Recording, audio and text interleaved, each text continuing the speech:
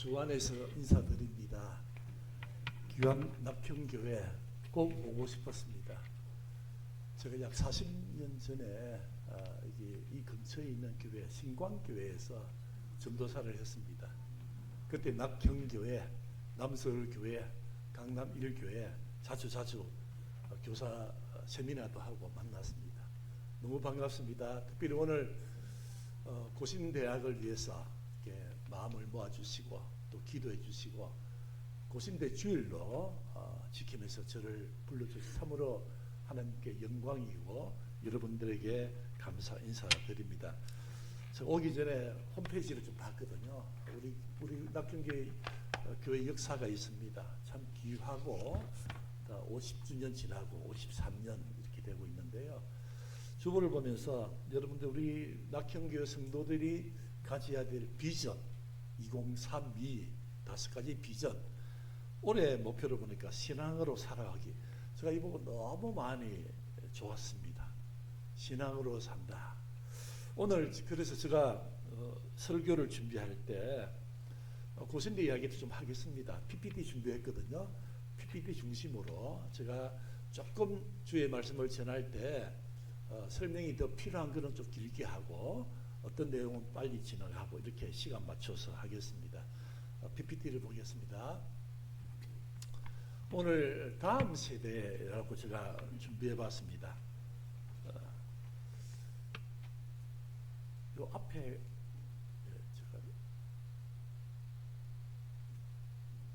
네, 오늘 주제가 이제 다음 세대입니다. 그리고 미래와 희망입니다. 오늘 말씀해 보니까 예레미야 29장에 여호와의 말씀이니라 너희를 향한 우리를 향한 여호와의 마음이 있대요. 그 생각을 하나님께서 이렇게 이야기합니다. 너희를 향한 나의 생각은 재앙이 아니고 뭐라고 했습니까? 평안이다. 그 히브리 뜻을 보면은 평안이요 이 말은 번성케 해주겠다. 재앙이 아니겠다 이 말은 해함이 없겠다 라고 하면서 우리에게 축복의 말씀을 합니다. 미래에 희망을 주시겠다 이렇게 이야기하면서 단서 조항을 내겁니다.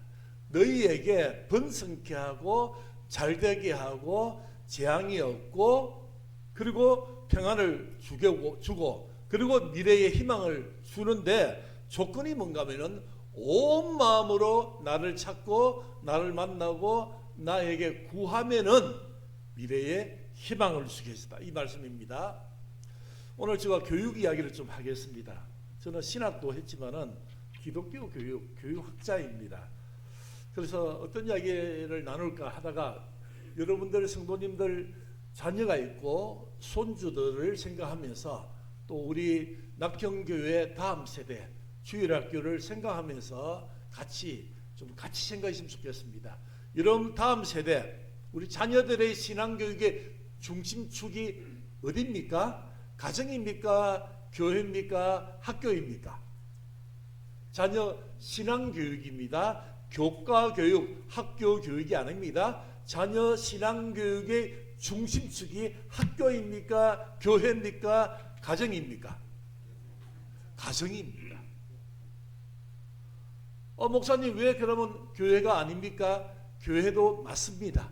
근데 아이들이 일주일 동안 보내는 시간을 보면은 교회는 몇 시간이 되지 않습니다.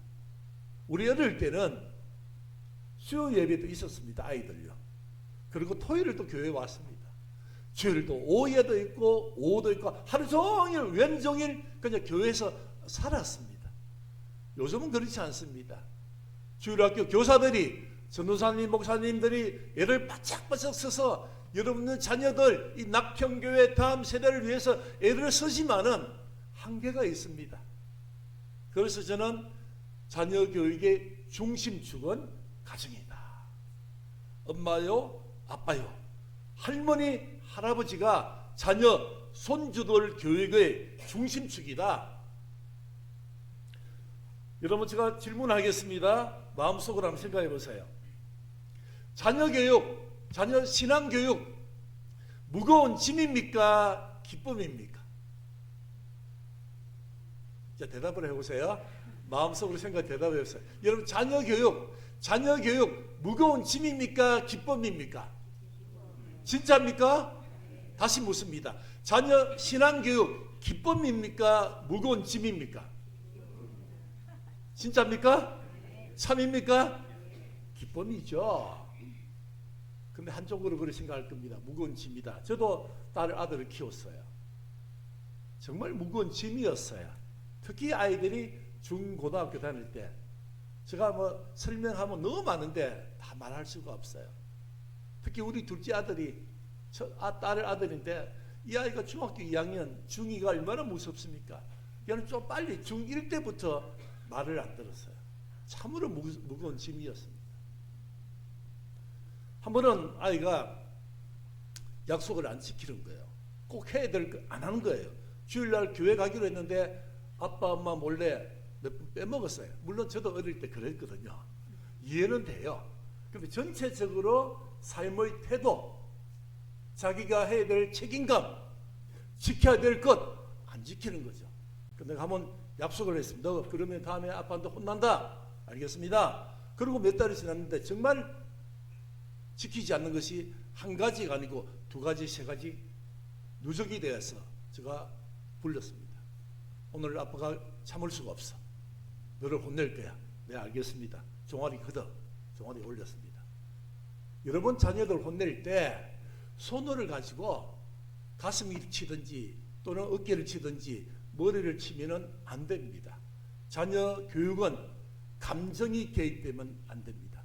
정확하게 엄마 아빠가 자녀를 혼내는 이유를 설명하고 그리고 인격적으로 물론 때리고 맞지만은 정확하게 이야기를 해줘야 됩니다. 제가 설명했습니다. 본인이 인정을 했습니다.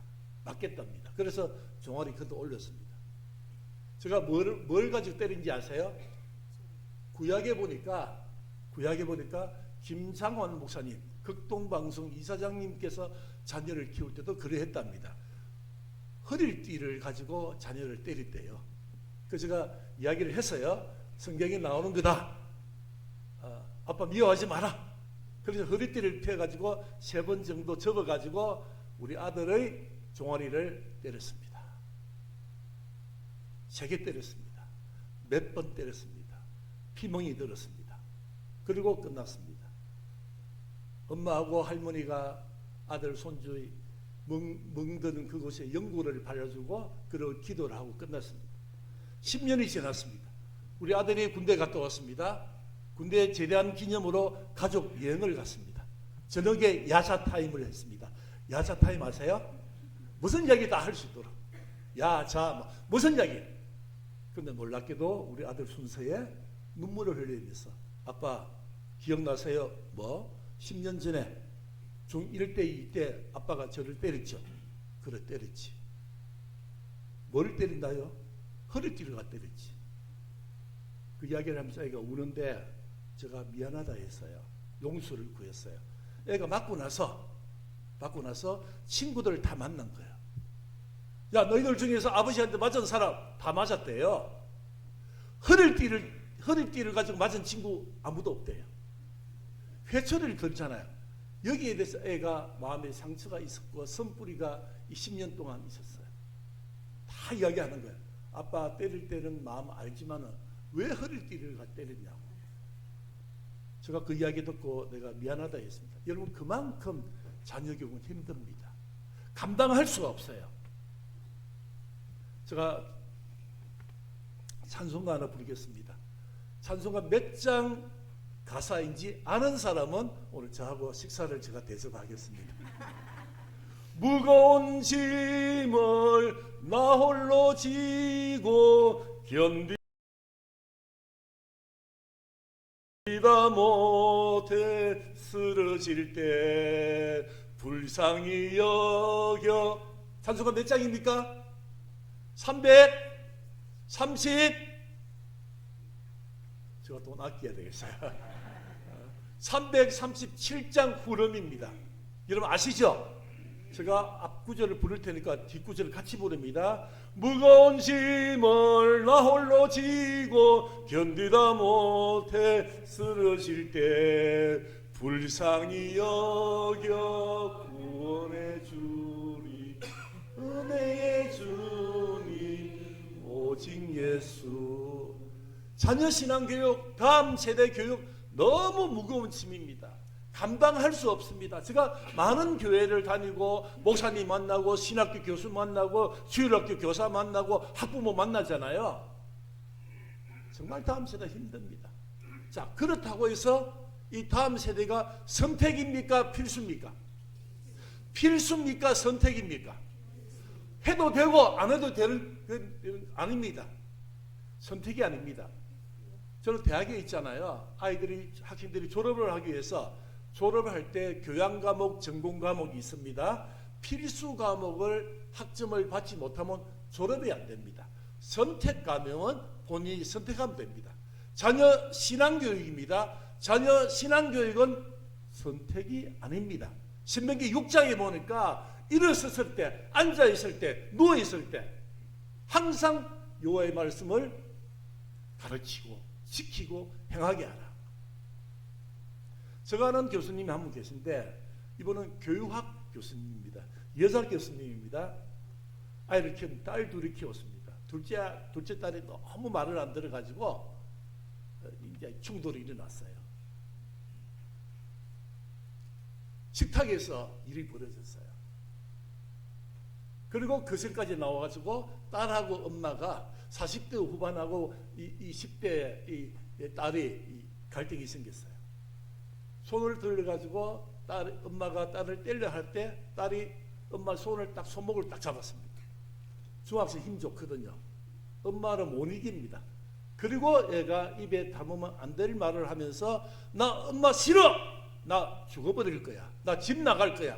정말 엄마의 가슴에 목소리 없는 말을 하고 나서 방문에 딱 들어갔습니다. 그리고 문을 꽉 닫고 안에서 딱 눌러버렸습니다. 여러분 그런 경험 있죠? 없어요? 아들, 딸이, 손주가 막 한마디 말하고 방에 들어가서 문을 꽉 닫는 건 좋은데 안에서 딱 눌러버려요. 그럼 어떻게 해요? 저는 못 참아요. 막 가서 발로 차고 문 두드리고 나오라 하는데 우리 와이프는 그냥 기다리라. 기다리면 나온다. 근데 그 교수님이 참지를 못해가지고 문짝을 뜯어버렸습니다. 사실입니다. 거실에서 딸이 방 안에서 뭘 하는지 궁금하고 믿지 못하는 거예요. 공부하는지 잠자는지 다른 무슨 자료를 보는지 잊지 못해서 문짝을 뜯었습니다. 최악이었습니다. 그때부터 아이 마음은 닫았습니다. 엄마하고 대화가 안 됩니다. 제가 두 가지 사례 들었잖아요. 이만큼 자녀 신앙교육, 자녀 교육이 만만치가 않습니다. 그래서 우리가 오늘 다음 세대를 위해서 제가 꼭 했으면 좋겠다 세 가지를 준비했거든요. 한번 보겠습니다. 첫째, 온 마음으로 여호와를 찾고 만나고 구하자. 부모님이 영적인 체험이 필요합니다. 여기에 온 마음 이 말을 제가 성경 구절을 좀 가지고 좀 설명해 드리겠습니다. 여호와께 맡기다 이 말은 그냥 제가 설명해 드릴게요. 여기 보시면은 편편한 평지가 있어요. 여기 이제 둥근 구슬을 올렸어요. 어디로 굴러갈까요? 조금이라도 낮은 구슬을 굴러가겠죠. 그죠? 근데 성경에 보면 이렇게 되어 있습니다. 잠언 16장에 보니까 너희 행사를 여호와께 맡기라. 베드로전서 5장 7절 염려를 주께 맡기라. 시편에 내 길을 여호와께 맡기라. 그리하면은 굳게 세워지고 이루어지고 돌봐주고 이루어지겠다. 이 맡긴다는 뜻이 보세요. 여러분들이 자녀 교육을 플랜 짜세요. 우리 아이, 우리 아들, 우리 손주가 어느 고등학교 가고 무슨 대학 가고 어느 과를 가고 어느 직장 가고 결혼하고 다 계획을 짰잖아요. 여러분 플랜은 여러분 자녀가 왼쪽으로 가기 위해서 플랜을 짰어요. 왼쪽으로. 근데 환경이 돌아가는 과정이 뭔가 이상하게 오른쪽으로 굴러가요. 그럼 여러분 어떻게 합니까? 오른쪽으로 굴러가도록 그냥 내버려 둡니까? 아니죠. 다시 계획을 짭니다. 다시 여러분의 의지, 여러분의 경험, 여러분의 판단에 근거해서 다시 여러분의 자녀를 왼쪽으로 이끕니다. 성경에 말할 때는 아니에요. 하나님의 앞으로 당기면 앞으로, 뒤로 밀면 밀고, 하나님의 왼쪽, 하나님의 오른쪽으로 이끌면 그대로 가는 것이 하나님께 맡기는 거예요. 성경에 보세요. 너희 일들, 너희 행사들, 너희 염려, 너희 장래의 미래까지도 여호와께 맡기라. 그러면 그가 이루어 주시겠다. 그가 책임져 주겠다. 우리는 그렇게 못하는 거예요. 제가 간증을 하나 하겠습니다. 저 20대 중반에 옆에 있는 친광교회 전도사를 마치고 대학원을 마치고 27이 되는 26, 12월 달입니다.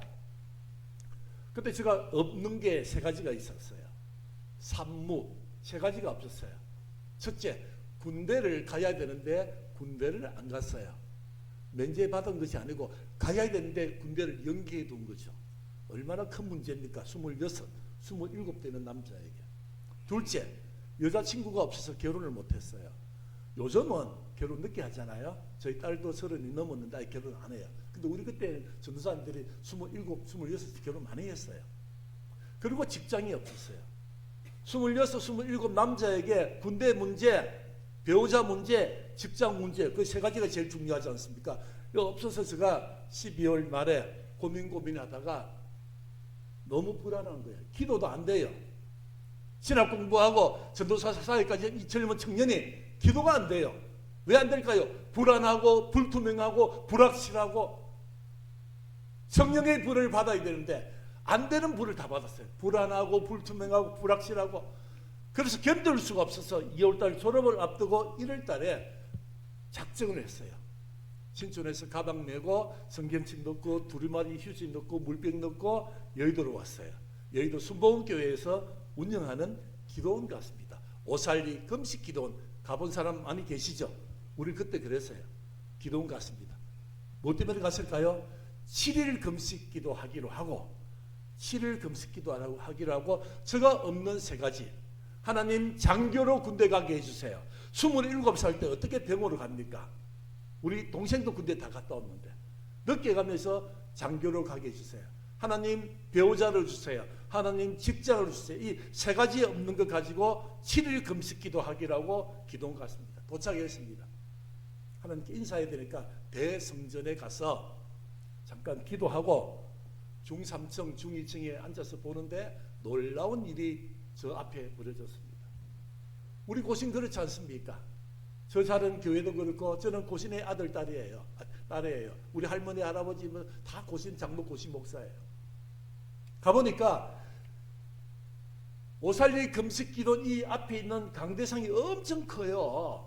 여기에 100명, 150명, 200명 숫자가 모르겠어요. 앉아있고 누워있고 서서있고 그것도 부족해서 앞에 있는 큰 의자, 긴 의자에 또 몇백 명이 앉아서 누워있고 앉아있고 방언하고 찬송 부르고 기도하고 뭐 난리였어요. 제가 볼 때. 너무 제가 어색한 장면이라서 참 별 사람 다 있네 하고 나왔어요. 그리고 이제 밥을 안 먹었잖아요. 아침 굶고 점심 굶고 그리고 기도굴에 갔어요. 기도굴 가봤나요? 얼마 전에 가니까 그 다 사라지고 이제는 깨끗하게 기도굴을 만들어놨어요. 옛날에는 이러면 이 언덕바지에 이 굴을 파가지고 한 사람이 들어가서 기도할 수 있는 공간이 있었어요. 여의도 순복음 오살리 금식 기도는 그랬습니다. 가서 가방을 두고 그리고 물병을 들고 밖에 나왔어요. 빙글빙글 돌았어요. 기도하지 않고 여러분 기도는 기도를 4번 합니다. 예배가. 새벽 예배, 오전 예배, 오후 예배, 저녁 예배. 제가 오전 예배 안 갔잖아요. 오후 예배 안 갔어요. 저녁 예배도 못 갔어요. 그리고 피곤해가지고 잠을 잤어요. 첫째 밤에. 새끼 굶었어요. 아침에 늦잠 잤어요. 둘째 날에. 둘째 날 늦잠 자고 나서 나오니까 배가 고프잖아요. 새끼 안 굶어, 몇 끼 굶었잖아요. 물만 마셨어요. 그리고 보니까 옆에 보니까 공동묘지가 있더라고요. 공동묘지, 부활동산. 여의도 순복음교회 교인들이 돌아갔으면 묻히는 곳이에요. 2, 3년 전에 조영기 목사님도 돌아가서 거기 묻혔어요. 영상에 보니까. 거기 가서 빙글빙글 돌았어요. 하늘 보고 땅 보고 그리고 잔디에서 누워서 자다가 아무튼 이틀이 지났어요. 이튿날 지나고 나서 3일 아침이 되니까 신호가 오는데 배가 고파요. 6끼 굶었잖아요. 저는 6끼 굶은 적이 없어요. 배고프죠. 그래서 저도 모르게 하나님 배고파요. 하나님 좀 먹고 하면 안 될까요? 저도 모르게 기도하는 기도를 했어요. 하나님 6끼 굶었어요. 하나님 밥 먹으면 안 될까요? 라고 마음으로 기도하니까 하나님께서 뭐라고 하셨을까요? 하나님께서 뭐라고 하셨을까요? 하나님 이 아들의 기도 온 것도 너무 귀하지 않습니까? 6끼 굶은 것도 귀하지 않습니까? 이제 배고파요. 좀 먹고 하면 안 될까요? 라고 하니까 하나님께서 뭐라고 하셨을까요? 여러분 경험 많이 했을 거예요. 하나님 아무 말씀이 없어요. 여러분 기도할 때마다 응답이 있으세요? 아니에요. 하나님이 침묵. 그 제가 기도원까지 왔는데 왜 하나님께서 이렇게 응답이 없을까? 혼자 있었는데 하나님 다 생각이 있었어요. 아무튼 3일째도 제가 빈둥빈둥 놀고 이 세 가지 없는 거 하나님 장교로 군대 하나님 배우자 하나님 직장 이 기도하지 않고 3일째 밤이 되었어요. 3일째 밤 9끼 굶었거든요. 밤 11시 12시 됐는데 그때 핸드폰도 없었어요. 그냥 대충 한밤중이 됐는데 제가 살면서 그런 경험 처음 했어요. 그러면은 하나님이 시로인지 알았어요. 그런 경험이 자꾸 생겼거든요. 11시 반쯤 됐는데 갑자기 저한테 이상한 신호가 왔어요. 눈에서 눈물이 나요. 그냥 가만히 기도 구리에 혼자서 멍하니 앉아있는데 무릎 꿇다가 무릎이 아프면 다리 피었다가 아무튼 가만히 앉아있는데 눈물이 나요. 이게 뭐지? 나 이 정도는 슬프지 않는데 아무튼 눈물이 나요. 한 10분 20분 지나니까요. 콧물이 나요. 콧물 눈물이 범벅돼서 두리마리 휴지가고 닦고 소매를 가 눈을 닦고 눈물 닦고 그때부터 그 다음날 아침 4일째 아침까지 한 6시간 동안 하나님을 만났어요. 인격적으로. 제가 생각해 보니까 그 6시간 동안 제가 하나님께 기도했는데 세 가지 없는 거지. 하나님 장교를 군대, 하나님 배우자, 하나님 직접 이 말은 저 입에서 한 번도 놓은 적이 없어요. 근데 저 입에서 어떤 기도 놓은지 아세요? 외마디 외침이었어요. 하나님 불쌍히 여기주세요. 하나님 은혜를 베풀어 주옵소서. 하나님 긍휼을 베풀어 주옵소서. 하나님 이 젊은 아들에게 기회를 주시옵소서. 이런 말로 가지고 고함 지르면서 무릎 꿇고 무릎이 아프면 일어섰다가 빙빙 돌다가 누웠다가 옆으로 누웠다가 아무튼 그래서 밤을 꼴딱 새웠습니다. 아침이 되니까 두 가지 신호예요. 첫째, 목이 따가웠어요. 밤새껏 제가 외쳤거든요. 두 번째, 배가 너무 고팠어요. 안 그래도 배고픈데 6시간 동안 지금 완전 진액을 다 짜듯이 그냥 기도했거든요. 4일째 아침에 저도 모르게 하나님 제가 너무 지쳤습니다. 배고픕니다. 밥 먹고 기도하면 안 될까요? 아직 3일 남았습니다. 4일째 아침이거든요. 근데 하나님께서 마음으로 응답을 주셨어요. 그냥 저 생각이었어요. 오해하지 마세요. 근데 그게 하나님 마음 같아요. 내가 너 마음을 안다. 그리고 내가 이제 너보고 굶으라 했니? 네가 굶었지. 하나님 저보고 금식하라고 한 적이 없어요. 제가 그냥 금식하기로 작정하고 온 거예요. 3일 동안 밥 안 먹고 기도했어요. 그러면서 언제 굶으라 했니? 네가 굶었지. 이 말씀이 그냥 저 마음에 그냥 울림이 있어가지고 이거는 밥 먹어도 되는 신호구나 해서 물을 마시고 아침에 죽을 먹고 점심까지 죽을 먹고 여러분 3일 금식하면 3일 부드러운 음식 먹어야 되는데 젊으니까 죽 먹고 쌀과자로 만드는 부드러운 음식 먹고 내려왔어요. 그리고 8개월이 지났습니다. 놀라운 일이 하나님의 침묵이 아니었어요. 하나님이 저에게 눈길을 주었어요. 하나님의 마음이 저한테 있었어요. 하나님의 시선이 이 젊은 아들에게 있었다는 것을 8개월 후에 알았습니다. 제가 대학원을 졸업하고 군대를 장교로 갔습니다. 그것도 육군 중위로 인간했습니다. 소위가 아니고 중위로 갔습니다. 아무튼 그렇게 있었습니다. 그걸 훈련을 다 마쳤습니다. 3, 4간을 훈련 마치고 여기 국방대학 훈련 마치고 부대 배치를 받았습니다. 8월 말에. 부대 배치 아시죠? 내가 일할 근무애들 부대 배치를 받고 사단장님께 전입 신고를 하고 그리고 그 관사 연병장 앞에 나왔습니다. 연병장에서 멀리 보는데 너무 놀랐습니다. 충격이었습니다. 저 눈앞에 뭐가 보였을까요? 어디가 보였을까요? 8개월 전에 기도했던 기도원이 저 눈앞에 있었습니다. 오살리 금식 기도원에서 바로 보이는 500m 앞에 있는 부대가 1사단 사령부였어요. 육군 전진 부대였어요. 거기로 저를 보냈어요. 너무 놀라가지고 이게 무슨 일이지? 참 희한하다. 우연이다. 우연이 아니었습니다. 거기 있으면서 결혼했습니다. 그리고 졸업하자마자 제대하자마자 현대그룹에 공채로 입사했습니다. 하나님께서 제가 온 마음으로 여호와를 찾고 만나고 구했어요. 온 마음이었어요. 내 염려, 내 일, 내 행사, 내 플랜, 내 인생 계획까지도, 내 미래까지도 하나님께 다 맡기고 맡겼습니다. 여러분 어떤 문제가 생깁니까? 한번 온 마음으로, 이 말씀으로 온 마음으로 나를 찾아 구하라 만나라. 그러면 들어주겠다. 부모가 먼저 영적 체험이 있으면은, 제가 그 이후에도요 2-3번 있었거든요. 미국 유학 가서도 정말 어려울 때 온 마음으로 맡겼습니다. 그리고 1년 6개월 전에 고신대학이 어렵대요. 저 모교, 저 신앙의 뿌리, 우리 기도 제목이 고신 아닙니까? 우리 할머니 그 며느리, 우리 어머니 그 며느리, 우리 현수가 한 이 고신교회 근사인데 이 모교가 뿌리가 힘들 때 고신대 총장이 없대요. 총장 지원자가 없대요. 금식했어요. 그리고 갔어요. 지금 1년 5개월 동안 하고 있는데요. 온 마음으로 하나님께 맡기고 있습니다. 하나님이 세우신 교회, 고신교회를 통해서 세운 이 대학이 왼쪽으로 가라 하면 왼쪽 가겠습니다. 오른쪽 가겠습니다. 다 맡기고 하고 있는데 하나님 은혜가 넘치도록 지금 은혜가 부어지고 있고요. 회복하고 있습니다. 여러분 기도 많이 해주셔서 너무 감사합니다. 둘째, 시간이 좀 지났는데요. 둘째, 다음 세대를 위해서 우리가 해야 될 것, 하나님의 눈길과 마음을 꽉 붙들자.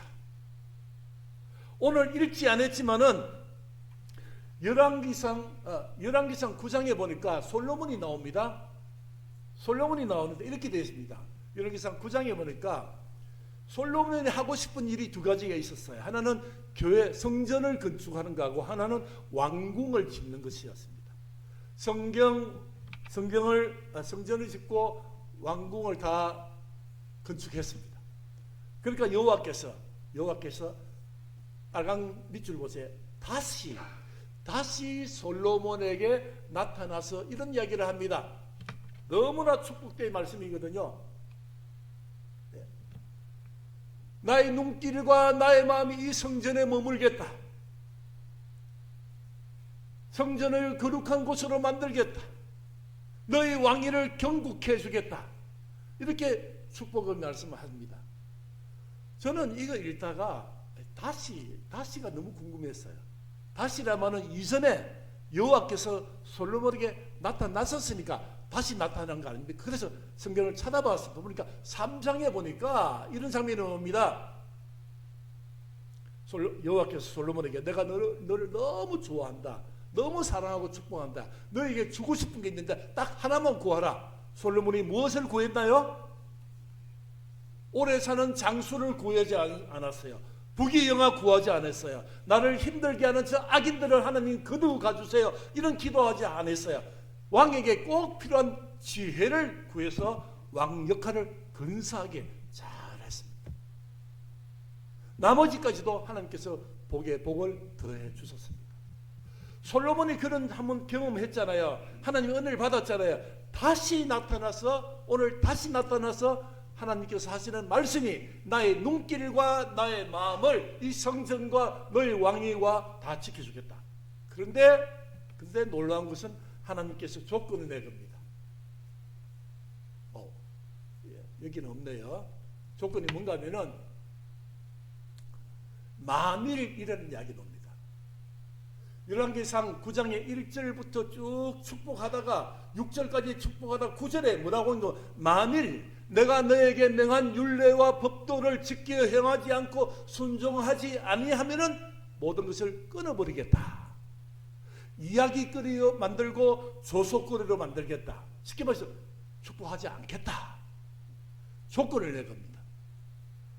여러분 보세요. 오늘 예레미야 29장에도 조건 내걸었죠. 너에게 미래의 희망을 주겠다, 번성해 주겠다, 재앙을 주지 않겠다 라고 하면서 조건이 뭡니까? 온 마음으로 나를 찾고 나를 만나고 나에게 구하면은 미래의 희망을 주겠다.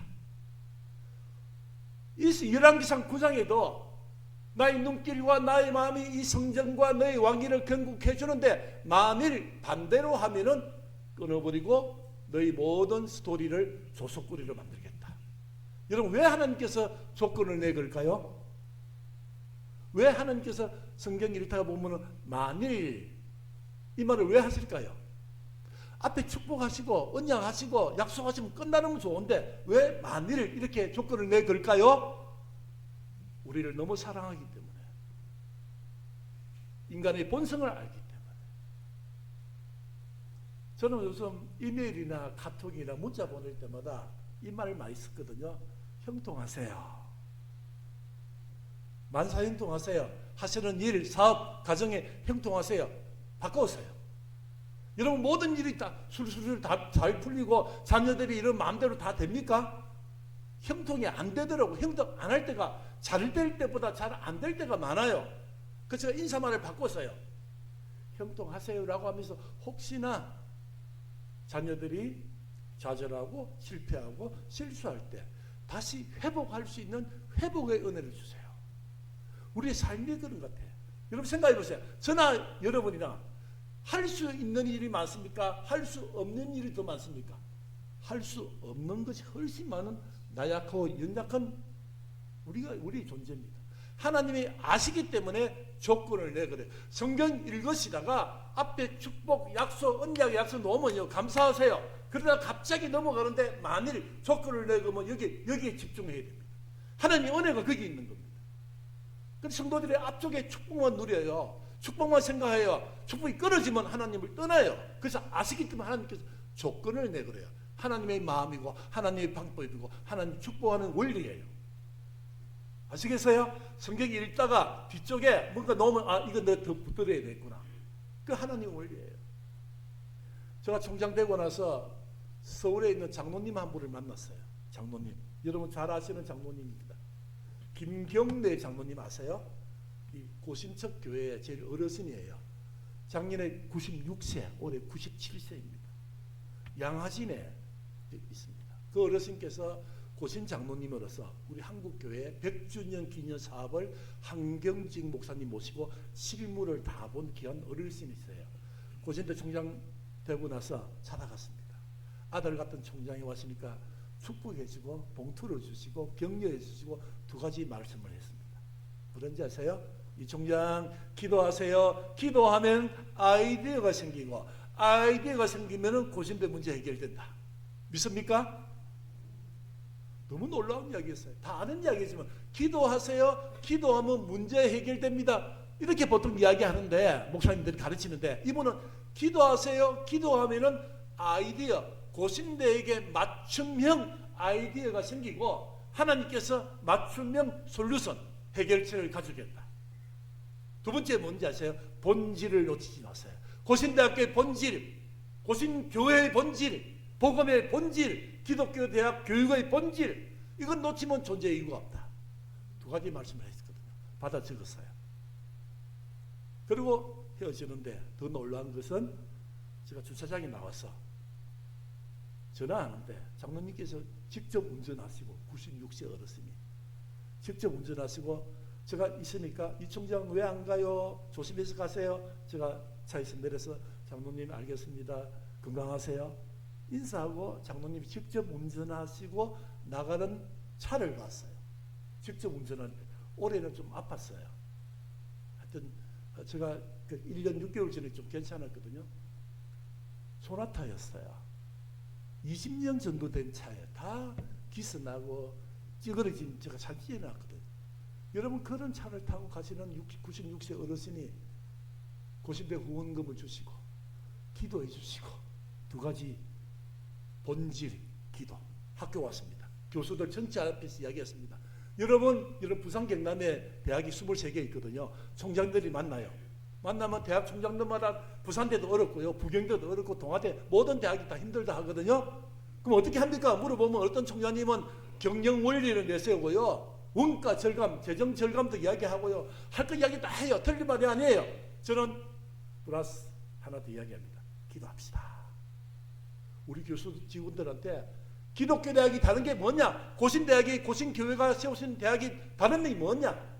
기도하는 것이다. 코람데오 정신이다. 하나님께 맡기는 것이다. 이렇게 지금 하고 있는 것입니다. 여러분 어떤 문제가 생겼습니까? 자녀가 잘 안 됩니까? 자녀 진로가 불투명합니까? 여러분 하나님의 눈길과 마음을 꽉 붙으시기를 바랍니다. 거기에 답이 있는 거예요. 마지막입니다. 제가 자꾸 이제 앞뒤가 잘 헷갈리거든요. 제가 셋째 하면 여러분들이 빨간 거 있습니다. 셋째. 한 번 더 크게. 셋째.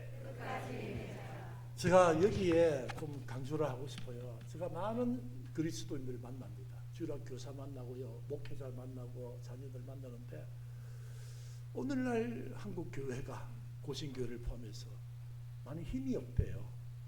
많이 축 처져 있대요. 옛날에 얼마나 50년, 60년, 70년대에 우리가 얼마나 감사할 것이 많았습니까?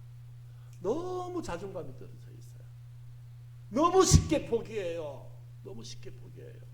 여러분 자녀 신앙교육은요 포기해서는 안 될 것입니다. 여러분 자녀는 포기의 대상입니까? 아니에요. 하나님이 우리에게 주신 귀한 하나님의 선물이고 생명입니다.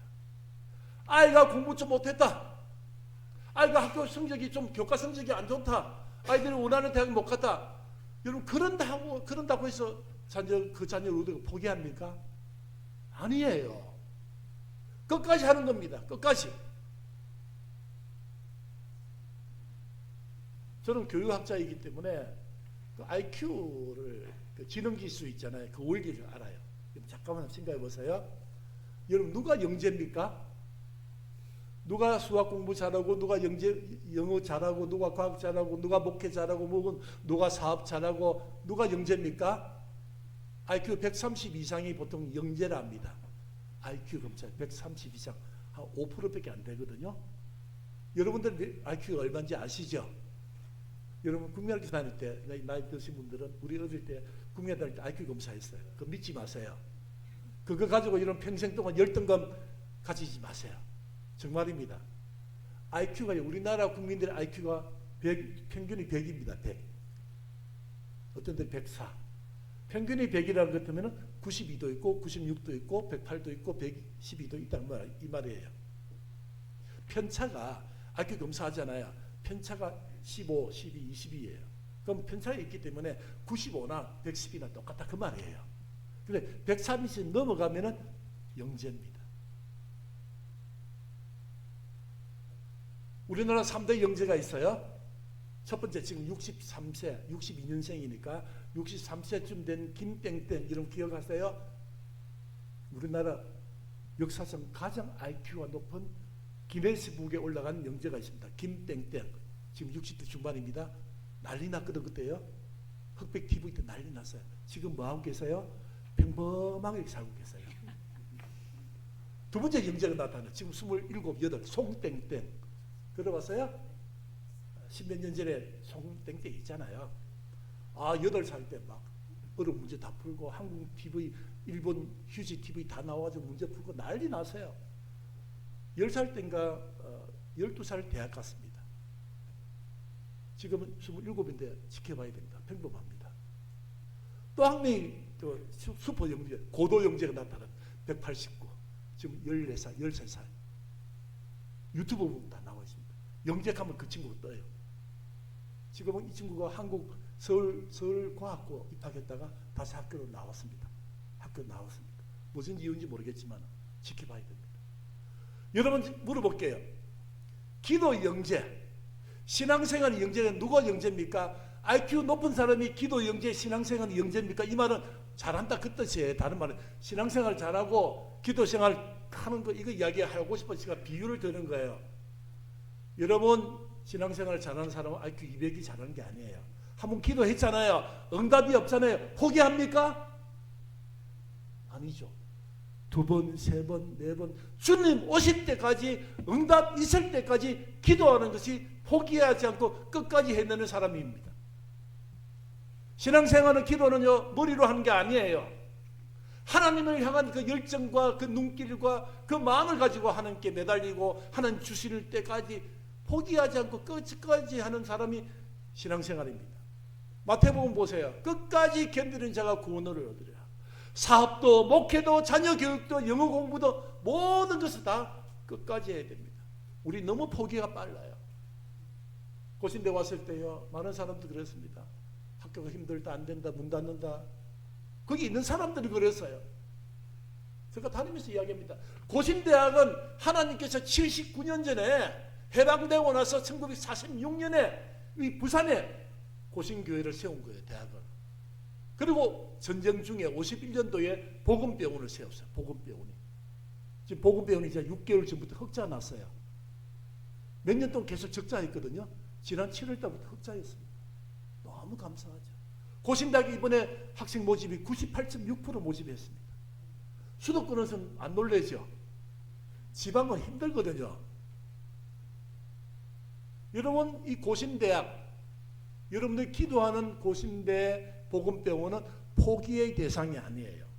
경영이 좀 어려운 건 사실이에요. 살림살이를 그동안 좀 잘못해가지고 어려움이 처한 건 사실인데 회복해야 되고, 회복해서 하나님께 영광 돌려야 되고, 이 고신교회, 고신교단의 자랑스러운 대학과 병원이 돼야 하지 않습니까? 포기하면 안 됩니다. 우리의 삶도, 우리의 목회, 우리의 사업, 우리 자녀교육, 대학도 마찬가지입니다. 책을 보세요. 여러분 여기 학부모님 계시면 꼭 이 책을 제가 강추합니다. 왼쪽에 있는 책입니다. 그립이라는 책. 그립 번역되어 있습니다. 아마존에서 슈퍼 베스트셀러입니다. 이 책을 부모가 교사가 먼저 읽으세요. 아이들한테 이야기하세요. 뜻이 뭡니까? 열정, 끈기, 그런 개념으로 된 책이 그리스입니다. 하나님께서 사명을 주셨잖아요. 저에게는 고신대 총장 경영자로 사명을 주셨어요. 힘들고 버겁지만은 하고 있어요. 여러분에게 사명을 주었잖아요. 특히 다음 세대. 다음 세대는요 포기의 대상이 아니지 않습니까? 열정과 끈기를 가지고 투자하고 기도하고 인내를 하고 기다리는 것이요. 저 책을 꼭 읽어보세요. 오른쪽 책은 우리하고 상관없는 책인데 그 스토리가 좋아서 잠깐 소개할 거예요. 나카무라 수지라는 사람이 있습니다. 나카무라 수지, 일본 사람이에요. 이 사람이 지은 책인데 책 제목이 끝까지 해내자. 이 사람이 뭐 어떤 사람입니까? 노벨 물리학상을 받았는데 그 스토리를 보면 정말 노벨 물리학상을 받을 수 없는 사람이 받았어요. 이 사람은 저 일본의 남쪽 지역에서 태어났습니다. 저는 지방이라는 말 싫어하거든요. 여러분 서울에 있는 분들 수도권이잖아요. 지방에 있는 분들은 지방대 하지 마세요. 부산 지역에 있는 대학이에요. 여러분들 그냥 이야기하는데 그 뭔가 비교되잖아요. 수도권하고 지방. 그 말하지 마. 부산 지역에 있는 대학, 광주 지역에 있는 대학. 자, 이 나카무라 수지가 저 남쪽 지역에 태어났어요. 공부도 별로 못했어요. 그리고 그 지역에 있는 대학 들어갔어요. 지역에 있는 조그만 대학 졸업하고 대기업 가지 못하고 그냥 중견기업, 중소기업에 들어갔습니다. 근데 실습실에서 끝까지 연구하고 실험하고 실습해서 청색 LED를 만들어서 노벨 물리학상을 받은 사람이에요. 끝까지 하는 겁니다. 저 오늘 특강같이 제가 설교를 하는데 우리 모든 사명은 우리가 받은 일은 해야 될 일을 끝까지 하는 것입니다. 끝까지 합니다. 끝까지 기도하면은 하나님께서 은혜를 베풀어 주시고 하나님은 우리에게 딱 맞는 해결책을 가지고 계시고 은혜를 주실 것입니다. 고신대 이야기를 짧게 이야기하고 마치겠습니다. 고신대학은요 1946년 말씀드렸죠. 호람대오입니다. 여러분 한번 목사님하고 장로님들 시간 되면 부산 오세요. 와서 기도해 주시고 하룻밤 주무시고 학교 안에 게스트룸이 있어요. 제가 거기서 먹고 자고 하고 있거든요. 주무시고 저기 돌이 있잖아요. 호람대오 교훈이 호람대오입니다. 그리고 보세요. 이 고신대학이 다른 대학하고 다른 것이 성경적 세계관을 가르칩니다. 전공과목, 교양과목, 성경적 세계관, 기독교 세계관에 근거해서 교육을 합니다. 인재상을 보세요. 참된 신앙 인성 이런 대학이 어디 있나요? 보통 대학은 이런 말을 안 쓰죠. 고신대학은 이렇습니다. 여러분 고신대학은요 슈퍼스타를 키우는 대학이 아니에요. 서울대, 연대, 고대도 아니고 포스텍도 아니고 카이스트 대학도 아닙니다. 고신대 그냥 평범한 대학인데 작지만은 뭔가 특색 있는 대학이에요. 호람대요. 하나님이 교회를 통해서 세운 대학이에요. 저는 우리 고신대 아이들이 졸업하고 여러분 고신대 캠퍼스에 3,500명의 젊은이가 있어요. 놀랍지 않아요? 물론 10,000명이 있는 대규모 대학도 있지만 3,500명의 젊은이가 고신대에 있습니다. 성교지예요. 성교지. 예수 믿는 아이도 오고 믿지 않는 아이도 있습니다. 절반 정도 됩니다. 믿지 않는 아이들을 위해서 우리가 교수들이 교목실에서 엄청 노력합니다. 성경 가르치고 체포하고 기도해주고 상담해주고. 저는 고신대 아이들이 졸업하고 와서 슈퍼스타가 되는 게 아니고요. 어느 곳에 일을 하든 어느 직장에 있든 사회를 건강하게 하고 허리의 역할을 하면서 정말 건강한 사회를 위해서 남을 귀하게 여기고 하나님을 영화롭게 하는 이런 인재가 되는 것이 우리 고신대의 인재상입니다. 고등학교 하나 소개할게요. 이 학교가 너무 근사해요. 미국에 있는 고등학교예요. 보스턴에 있어요. 미국에서 제일 먼저 생긴 고등학교예요. 필립스 아카데미, 필립스 고등학교입니다. 지금 미국을 움직이는 그 리더 중에서 고등학교 출신이 이 학교 출신이 제일 많습니다. 이 학교 출신이 미국을 움직이고 유엔을 움직이고 국제사회를 움직입니다. 그만큼 대통령도 많이 배출되어 있어요. 왜 그럴까? 제가 나름대로 연구를 해봤거든요. 교훈이에요. 교훈. 교훈이 뭡니까? Not for self. 완전 기독교적이잖아요. 나 자신만을 위해서가 아닌 라틴어로, 라틴어 난 시비, 라틴어예요. 저 말이 not for self. 많은 아이들이 좋은 대학 가고 좋은 직장 가고 하는데 그 뭡니까? 그 목표가 뭡니까? for self예요. 나를 위해서만 해요. 틀린 말은 아니지만은 기독교 교육의 핵심이 기독교 인재가 되는 게 뭡니까? 낫이 들어가야 돼요. 여러분 자녀한테 물어보세요. 너 앞으로 뭐 할래? 너는 Y대, S대 가고 싶어요. 좋은 학과 가고 좋은 직장 가고 돈 많이 벌고 그다음 물어보세요. For self라면은 기독교 교육식이 아니에요. For self는 너무너무 흔해요. 머리 똑똑하고 영어 잘하고 스펙이 뛰어난 애들이 너무너무 많다니까요. 근데 우리 자녀들, 낙천교회의 이 다음 세대, 고신대 아이들이 낫이 들어가야 성경적 가르침이죠.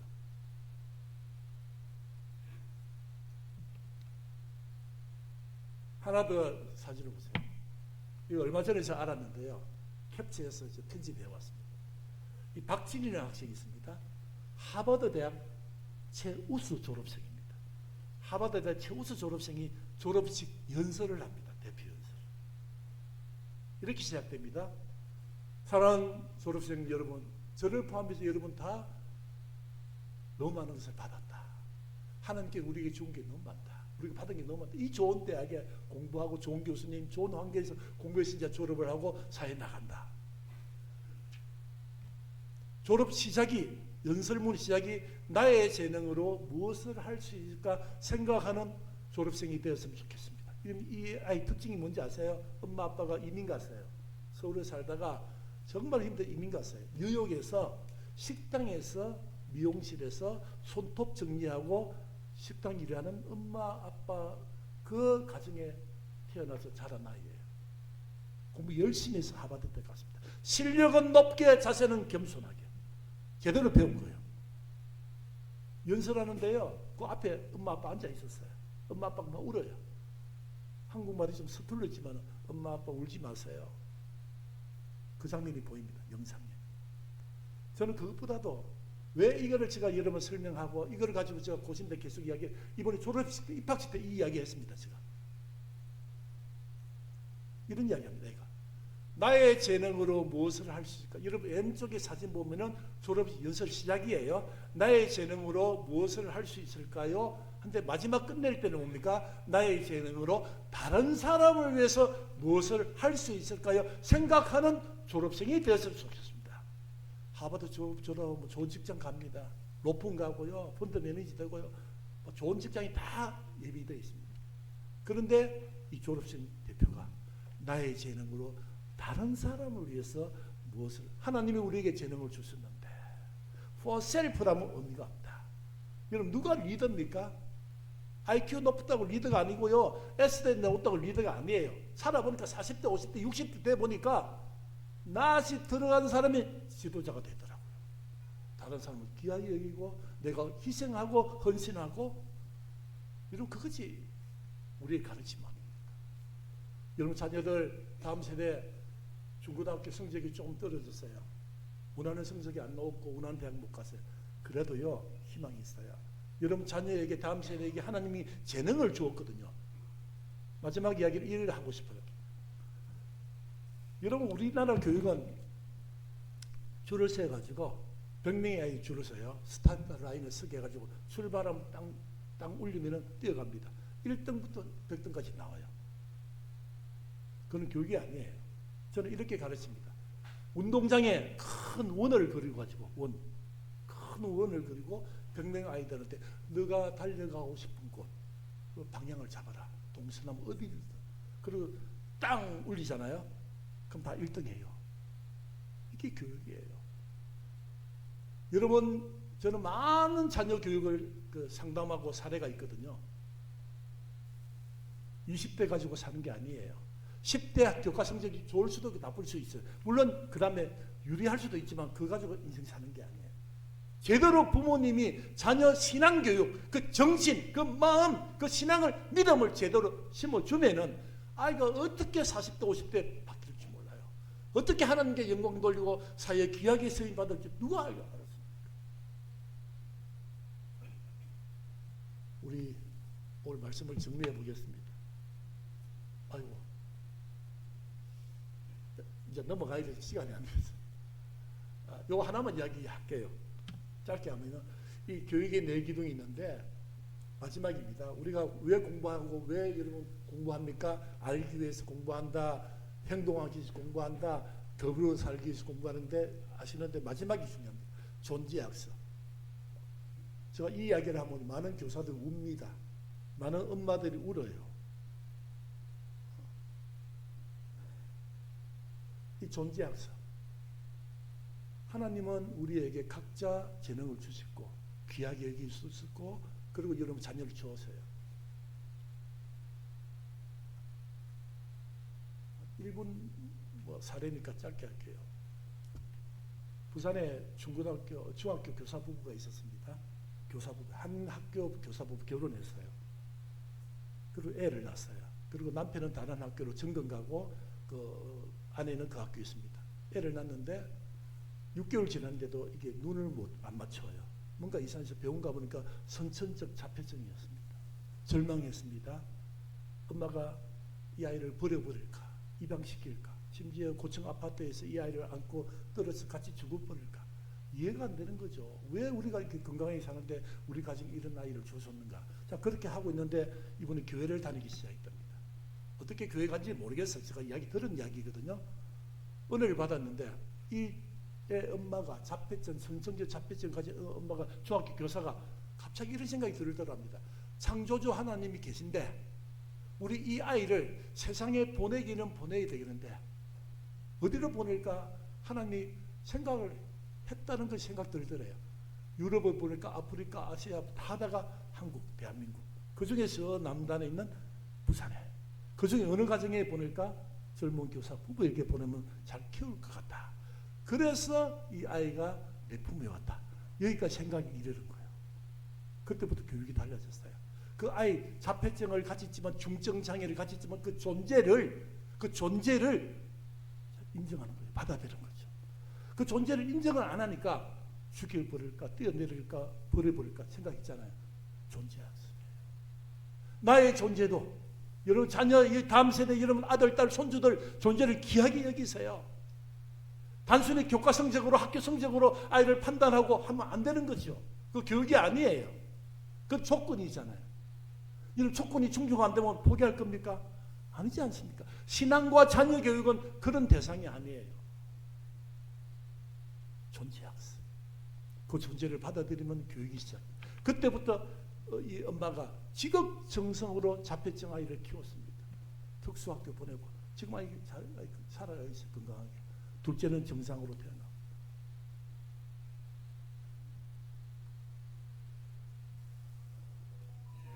고신대는 세 가지 비전이 있습니다.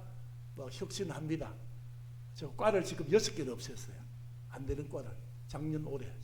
내년 또 하나 없앱니다. 구조개혁을 합니다. 그리고 우리 대학이 고신대의 특성화가 신학, 의료, 보건, 복지부가 특성화되어 있어요. 잘하는 것만 하자. 그리고 행정조직을 통폐합을 했습니다.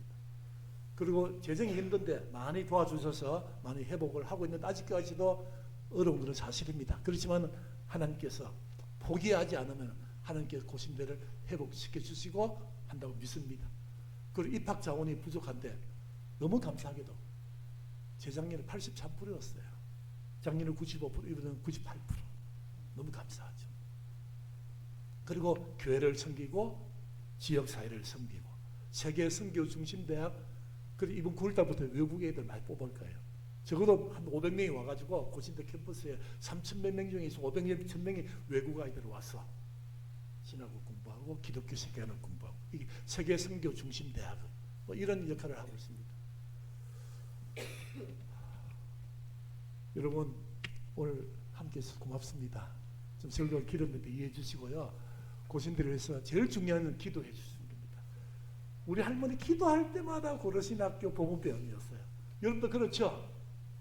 너무 고맙습니다. 그 기도의 힘이 얼마나 학교에 보탬이 되는지 저와 교직원들에게 큰 힘이 되는지 모릅니다. 기도 많이 해주시고요. 오늘 또 헌금으로 이렇게 함께 해주셔서 너무너무 감사합니다. 함께 기도하면서 또 우리 교단대학 고신대 신학과가 살아야 신학대학원이 삽니다. 왜냐하면 그 모판이잖아요. 고신대 신학과 기독교육과 68명 아이들 다 뽑았거든요. 다 대학을 잘 가르쳐가지고 이제 신학대학원 가도록. 그게 저희 역할이고 사명입니다. 질문 없지요? 질문 있나요? 저는 항상 수업하면 질문 있나 물어봐요. 질문 없을 줄 알고 혹시나 교사하기를 원하면 나중에 또 말씀하시면 저 말씀드리겠습니다. 한번 기도하겠습니다. 하나님 아버지 감사합니다. 고맙습니다. 생각해보니 참으로 감사한 것 많습니다. 하나님께서 우리 고신대학의 낙형교회의 성도들에게 주신 것 많고 우리가 받은 것 많은데 비교하니까 없어 보이고 불편해서 하나님을 원망하고 환경을 오만한 우리의 모습 하나님 불쌍히 여기 주옵소서. 하나님 우리가 이 시간에 와서 하나님께 예배드리고 말씀 듣는 것은 우리가 남들보다 깨끗해서도 아니고 남들보다 똑똑해서도 아니고 남들보다 많이 가져서 이 자리에 있는 것 아닙니다. 하나님이 불러주신 그 부르심에 감사해서 순종하는 마음으로 이 자리에 와서 하나님께 예배를 드립니다. 하나님 우리 낙형교회 미래에 희망이 있게 하시고 평안이 있게 하시고 해함이 없게 하여 주시옵고 우리 낙형교회에게 주신 그 비전을 끝까지 하나님의 눈길과 마음을 딱 붙들면서 끝까지 해내는 우리 교회 교인들 사업체 자녀들 되게 하여 주시옵소서. 예수님의 이름으로